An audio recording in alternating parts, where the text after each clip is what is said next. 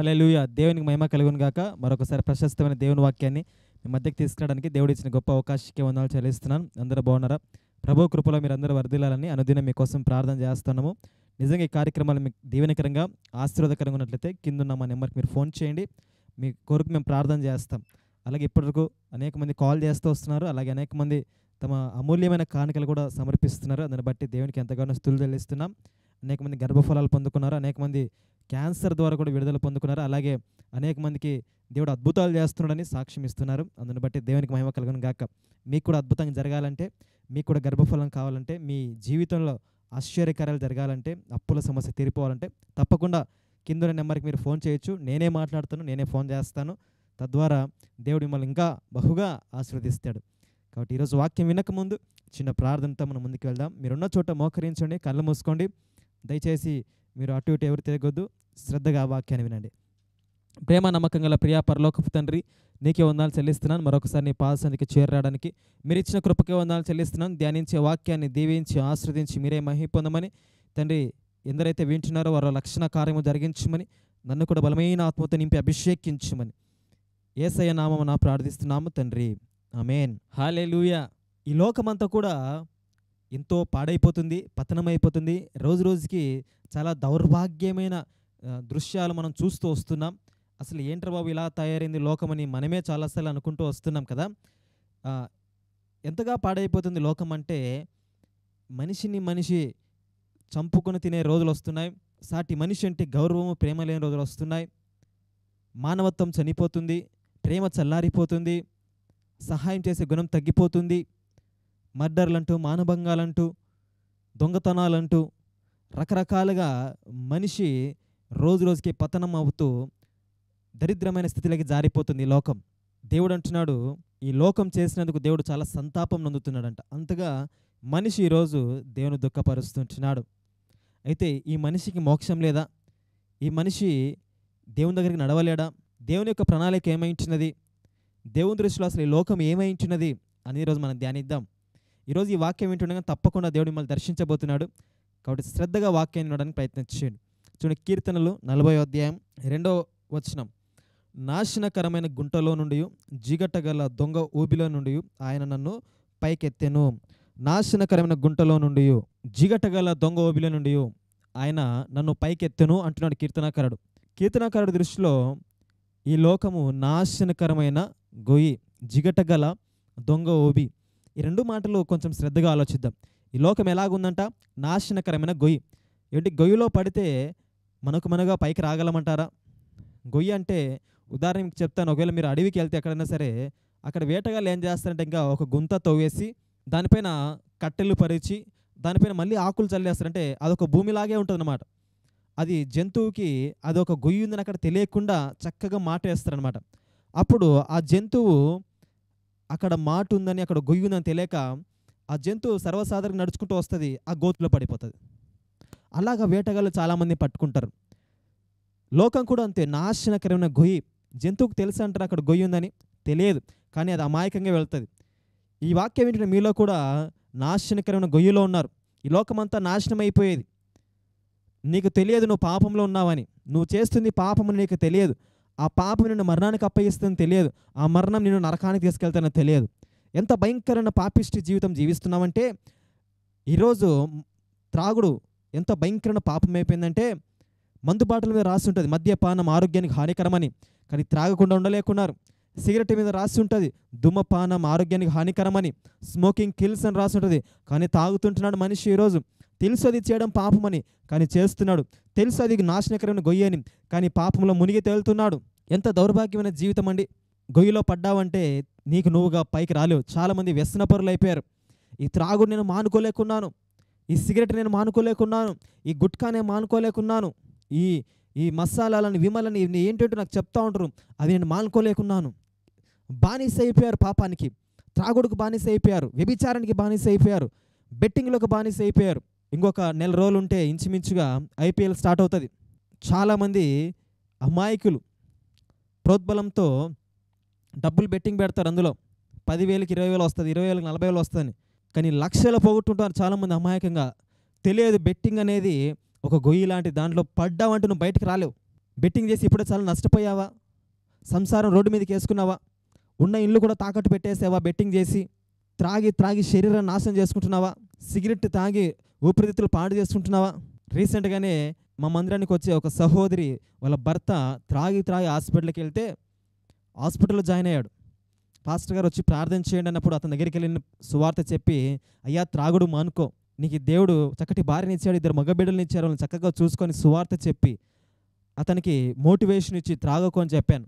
అయితే బాధాకరమైన విషయం ఏంటంటే అతను అడ్మిట్ అయిన హాస్పిటల్లో మెంటల్లీ ఇష్యూస్ కలిగిన చాలామంది అక్కడ ఉన్నారన్నమాట. తాగి పిచ్చెక్కిన వాళ్ళు, త్రాగి నరాలకు కొట్టి ఆరోగ్యం బాగలేని వారు చాలామంది చూసినప్పుడు నా హృదయం కదిలిపోయింది. అరే ఏంటి ఇంత మంచి జీవితాన్ని నాశనం చేసుకుంటున్నారు, నాశనం అయిపోతున్నారు, త్రాగుడికి బానిస అయిపోతున్నారు, పిచ్చి వాళ్ళు అయిపోతున్నారు అని వారి గురించి చూసినప్పుడు నాకు చాలా బాధేసింది. ఈ వాక్యం ఏంటుండగా నువ్వు కూడా నాశనం గొయ్యిలో ఉన్నావా? అన్న ఈ స్థితిలోంచి బయటికి రాలని అనుకుంటున్నావా? గోతిలో పడితే మీరు బయటికి రాగలరండి? గోతిలో పడ్డవానికి సహాయం అందుతుందా? వాడు ఇంకా చిక్కిపోయినట్లే, వేటగానికి దొరికిపోయినట్లే. ఆ సింహమైన పులి అయినా సరే గోతిలో పడ్డిందంటే నీకు తెలియదు అది నాశనం అని. స్టార్టింగ్లో నువ్వు పాపం చేసేటప్పుడు, స్టార్టింగ్లో తాగేటప్పుడు కొంచెమే కదా అని తాగుతావు, తర్వాత అది నీకు వ్యసనంగా మారి నీ కుటుంబాన్ని నాశనం చేస్తాను. ఎంతమంది త్రాగుడుబోతుల కుటుంబాలు ఈరోజు నాశనం అయిపోవడం లేదు? త్రాగి త్రాగి వచ్చే 500 దాంట్లో 300 త్రాగుడు కాకపోతుంది కదా, 200 దేనికో ఖర్చు పెట్టేస్తారు, ఇంటికి ఏం తీసుకురారు, పిల్లల్ని పోషించడం ఎలా, భార్యని పోషించడం ఎలా, అప్పులు చేస్తారు. ఒక్క త్రాగుడు అనే గోతిలో నువ్వు పడ్డావంటే నీ జీవితం నాశనం అయిపోతుంది. అపవాది చేసే పని అది. నిన్ను నూతిలో నెట్టేయడమే వాని పని, నిన్ను నాశనం చేయడమే వాని పని. అది గుర్తించు సహోదరుడా. ఈ లోకంలో రకరకాల గోతులున్నాయి, అవన్నీ నాశనం తీసుకెళ్తాయి. ఓ యవనస్తుడా, నెట్టనే గోయిలో పడిపోయావా? నాశనం గొయ్యేది నీ సమయాన్ని తినేస్తుంది, నీ కెరియర్ని తినేస్తుంది, నువ్వు చదువుకోకుండా నీ టైంని వేస్ట్ చేస్తుంది. ఆ నెట్ అనేది, ఆ ఫోన్ అనేది నీ జీవితాన్ని భ్రష్టు పట్టిస్తుంది. దేవునికి ఇవ్వాల్సిన సమయం, కుటుంబానికి ఇవ్వాల్సిన సమయం, చదువుకి ఇవ్వాల్సిన సమయం నీ ఫోన్తో గడిపేస్తున్నావా? ఇన్స్టాగ్రామ్, ఫేస్బుక్, వాట్సాప్, యూట్యూబ్ అంటూ రీల్స్ మీద రీల్స్ చూస్తూ సమయాన్ని వృధా చేస్తున్నావా? జాగ్రత్త, నీ జీవితం నాశనం అయిపోతుంది. ఇప్పుడు యవనస్తుడు అయిన ఇవన్నీ చేస్తూ ఉంటే రేపు పెద్దవాడైనాక నీకు సంపాదన మార్గం తెలియదు. ఇప్పుడు నీకు బాగే ఉంటుంది, 30 ఏళ్ళు 35 ఏళ్ళు వచ్చాక వెనక్కి తిరిగి చూసుకుంటే నువ్వు చదివింది ఏముండదు, సంపాదించింది ఏముండదు, నీ చేతిలో నీ ఫోన్ ఉంటుంది తప్ప ఏం చేయలేవు.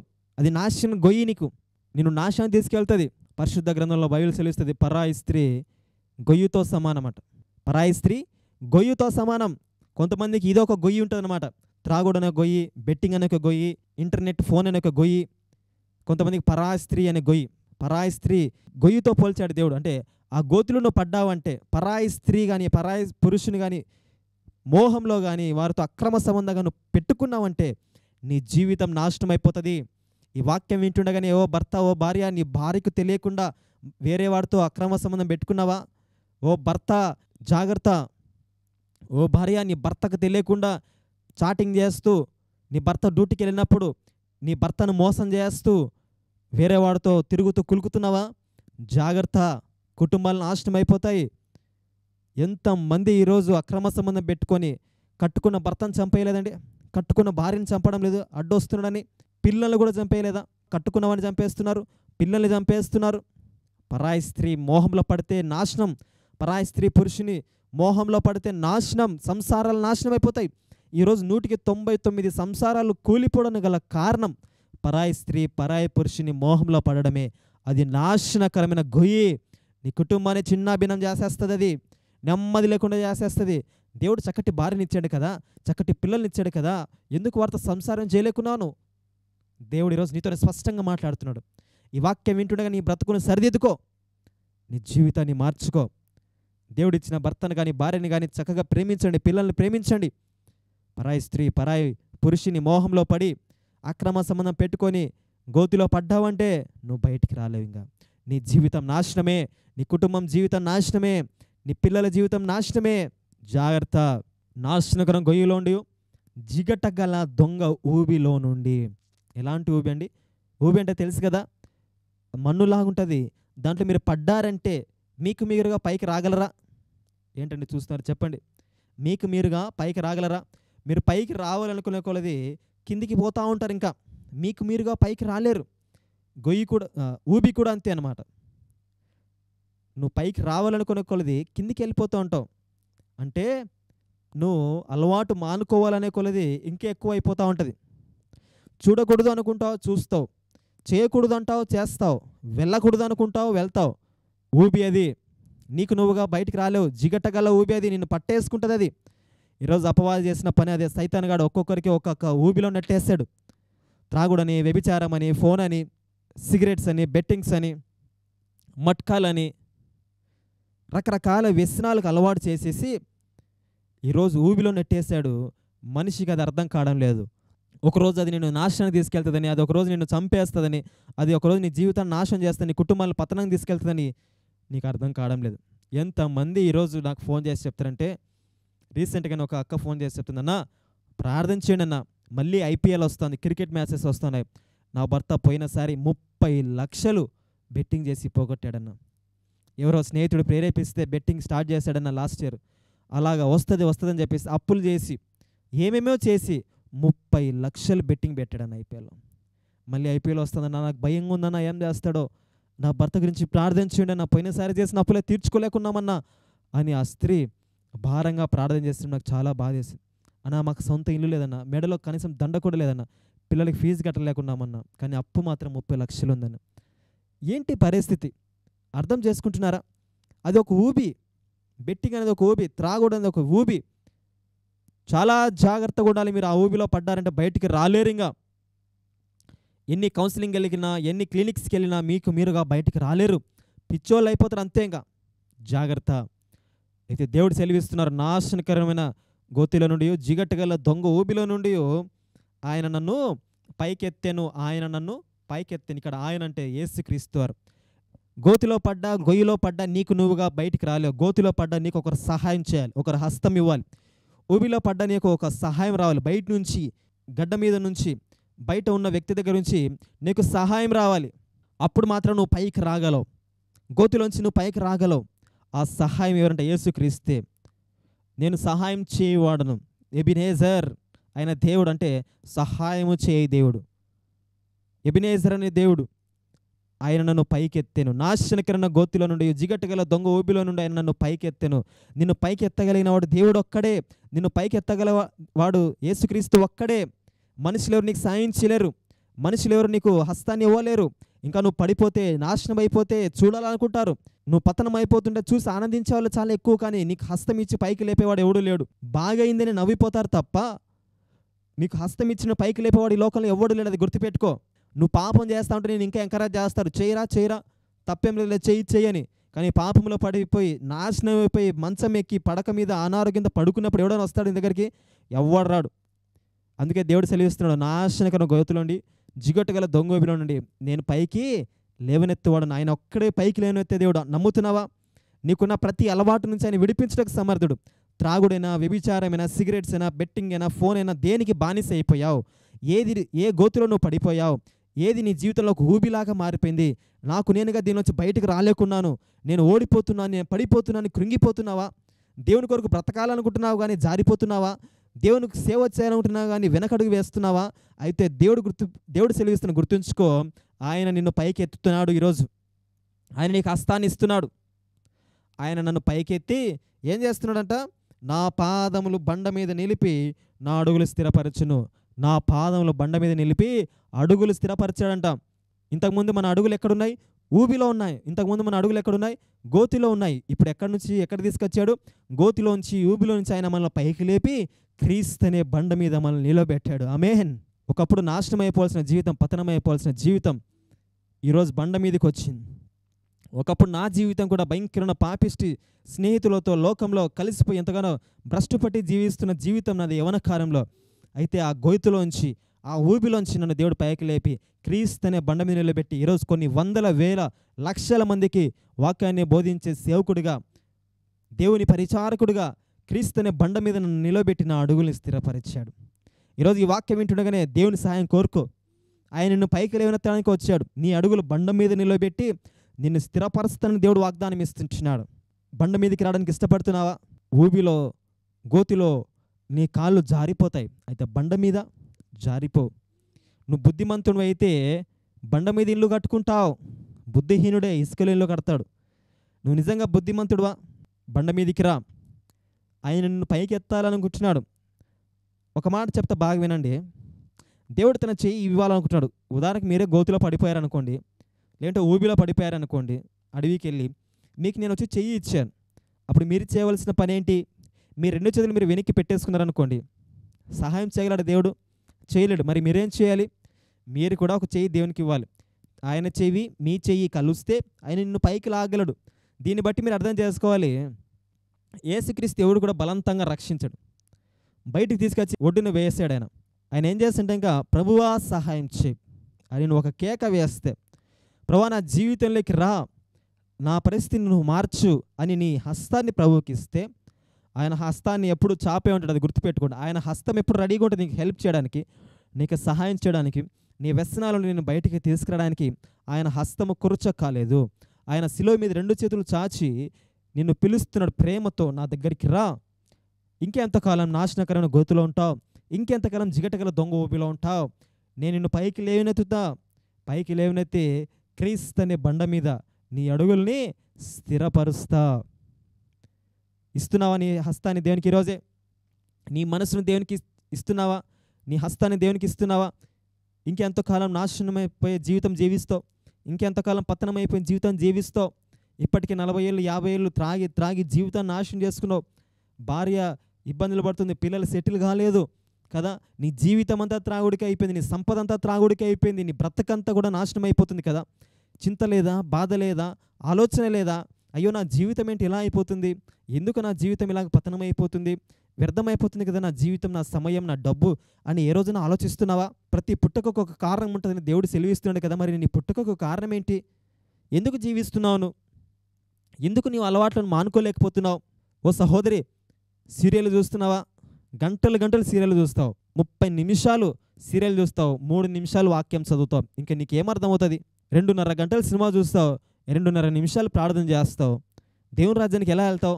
గంట సేపు ఫోన్ చూస్తావు, 2 నిమిషాలు కూడా చర్చిలో కూర్చోలేవే. ఎంత దౌర్భాగ్యమైన స్థితి ఇది. ఈ లోకమంతా కూడా నాశనం అయిపోయేదే. ఈ లోకమంతా కూడా తూలుతున్న పాకలాగుందని దేవుని వాక్యం సెలవిస్తుంది. అది ఎప్పుడు పడిపోతుందో మనకు తెలియదు. ఈ లోకం ఎప్పుడు జీవితం పతనం అయిపోతుందో మనకు తెలియదు, ఎప్పుడు నాశనం అవుతుందో మనకు తెలియదు. ఈ లోకాన్ని దేవుడు నాశనకరణ గోతుతో పోల్చాడు, జిగటగల దొంగ ఊపితో పోలుస్తూ వచ్చాడు. అయితే ఆయన నిన్ను నన్ను పైకి లేపుతున్నాను వాక్యం సెలవిస్తుంటున్నాడు. ఆయన నశించిందని వెదికి రక్షించడానికి లోకానికి వచ్చాడు. పతనమైపోతున్న వారిని పైకి లేపడానికి వచ్చాడు. నువ్వు ఎన్ని రీహాబిలేషన్ సెంటర్స్కి వెళ్ళినా, ఎక్కడికి వెళ్ళినా సరే నీ వ్యసనం బాగా కాదు.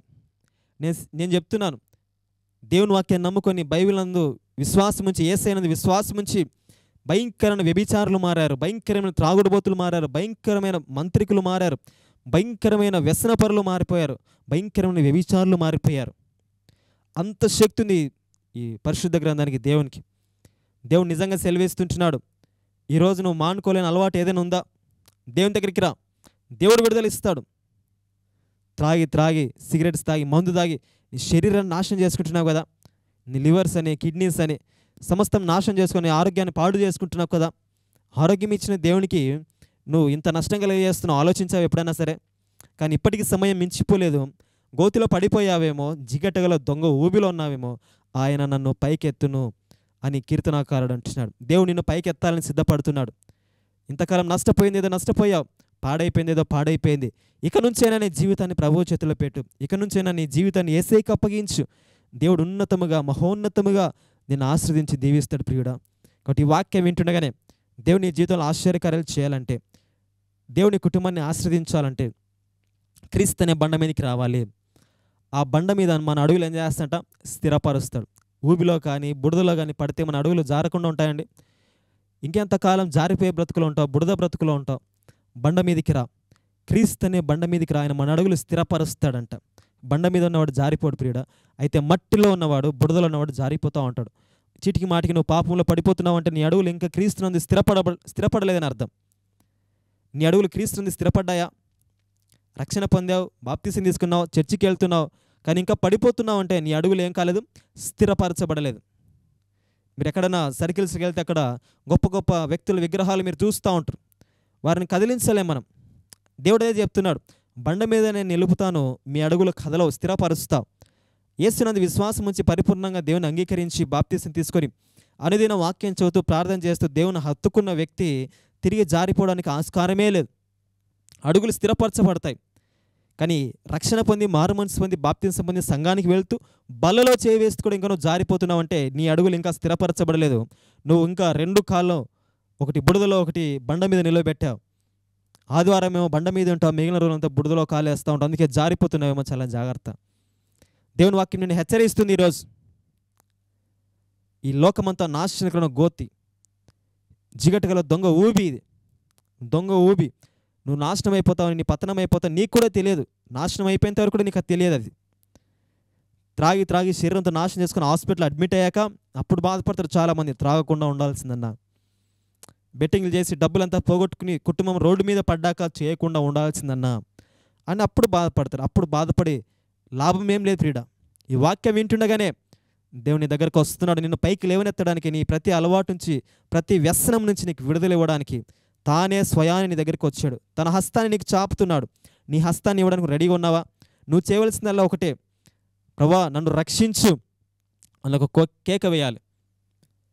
ఉదాహరణకు మీరు గోతిలో పడిపోయారనుకోండి, మీరేం చేస్తారు? సైలెంట్ కూర్చుంటారా? కేక వేస్తారు కదా, హెల్ప్ మీ, హెల్ప్ మీ, నాకు సాయించండి, రక్షించండి అని కేక వేస్తారు కదా. సేమ్ అదే పని నువ్వు చేయాలి. ఆ ఒక్క పని చేస్తే చాలు, ఆయనను పైకి లేవనెత్తి క్రీస్తు అనే బండ మీద నిన్ను నిలబెడతాడు. నువ్వు చేయవలసిందల్లా ఒకటే, ప్రభువా నా హృదయంలోకి రా, నన్ను రక్షించు, నా అడుగులు స్థిరపరచు ప్రభువా అని ఒక్క ప్రార్థన చేయి. దేవుడు నేడే నీ హృదయంలోకి రావడానికి ఉంటున్నాడు. ఆయన నీ జీవితంలో అద్భుతాలు చేయాలనుకుంటున్నాడు. పాడైపోయిన దాన్ని దేవుడు బాగు చేయగల దేవుడు. నాశనమైపోయిన జీవితాన్ని తిరిగి బండ మీద కట్టగల దేవుడు. చెదిరిపోయిన నీ కళను తిరిగి సమకూర్చగల దేవుడు. బుద్ధిహీనంగా ఇన్ని రోజులు బ్రతికి ఇసుక మీద ఇల్లు కట్టుకున్నావా? అది ఎక్కువ రోజులు నిలబడదు. కానీ బుద్ధిమంతుడైతే బండ మీద ఇల్లు కట్టున దేవుని వాక్యం సెలవిస్తుంది. నువ్వు బుద్ధిమంతుడి వల్లే ఉంటున్నావా? ప్రభు రాజ్యం కొరకు నిన్ను సమర్పించుకో. నాశనుడు గోతిలోంచి, జిగటగల దొంగ ఊబిలో నుంచి ఆయన నన్ను పైకి ఎత్తును అని దేవుని వాక్యం సెలవిస్తా ఉంది. ఆయనను పైకి ఎత్తాలనుకుంటున్నాడు. సిద్ధంగా ఉండు. మరి దేనికో సిద్ధపడతా ఉంటావు కదా. ఇంకెంతకాలం నీ లైఫ్ని, నీ టైంని, నీ మనీని వేస్ట్ చేసుకుంటావు. ఎంతోమంది దేవుడిచ్చిన డబ్బుని, దేవుడిచ్చిన ఆరోగ్యాన్ని, దేవుడిచ్చిన సమయాన్ని, దేవుడిచ్చిన కుటుంబాన్ని అర్థం చేసుకోకుండా నాశనం చేసుకుంటున్నారు.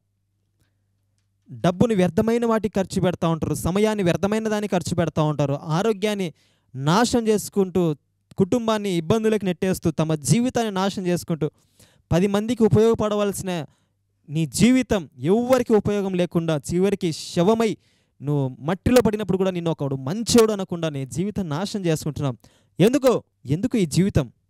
ఆలోచించావు ఎప్పుడన్నా సరే? దేవుడిచ్చిన ఈ డబ్బుని, ఈ సమయాన్ని, ఈ ఆరోగ్యాన్ని, కుటుంబాన్ని చక్కగా వాడుకొని మంచిగా జీవించి క్రీస్తు అనే బండపైన కట్టబడి అడుగులు స్థిరపరచబడి నువ్వు జీవిస్తే దేవుడు ఎంత సంతోషిస్తాడు. నువ్వు ఎంత బాగా వర్ధిల్లుతావు, ఎంత బాగా దీవించబడతావు. చాలాసార్లు అపవాది మన కనుల గుడితనం కలగజేసి, నువ్వు చేస్తుంది పాపమైనా సరే, ఏం పాపం లేదులే, దీంట్లో తప్పేముంది, రోజుకి ఒక పెగ్గే, రోజుకి ఒక సిగరెట్టే, ఒక 500 బెట్టింగ్ అంతే, ఎక్కువ ఏం చేయలేదు అని ఆరంభిస్తాడు నీతో. చిన్న పాపంతో వాడు నీతో స్టార్ట్ చేపిస్తాడు. ఎప్పుడైనా గుర్తుపెట్టుకోండి, పెద్ద పాపం ఏం అవసరం లేదు. చిన్న చాటింగ్తోనే, పరాయి స్త్రీతో కానీ అమ్మాయితో కానీ చిన్న చాటింగ్తో స్టార్ట్ చేస్తావు. ఆ చాటింగ్ కాస్త మీటింగ్ అయిపోతుంది, మీటింగ్ కాస్త డేటింగ్ అయిపోతుంది, డేటింగ్ కాస్త ఎక్కడెక్కడికో వెళ్ళిపోయి సంసారాలు నాశనం చేసుకుంటున్నారు ఈరోజు చాలామంది. ఈరోజు 190 డివోర్స్ ఎందుకు జరుగుతుందంటే ఇంకా పరాయి స్త్రీతో తిరుగుతున్నాడని, పరాయి పురుషులతో తిరుగుతున్నాడని కంప్లైంట్స్ వస్తున్నాయి.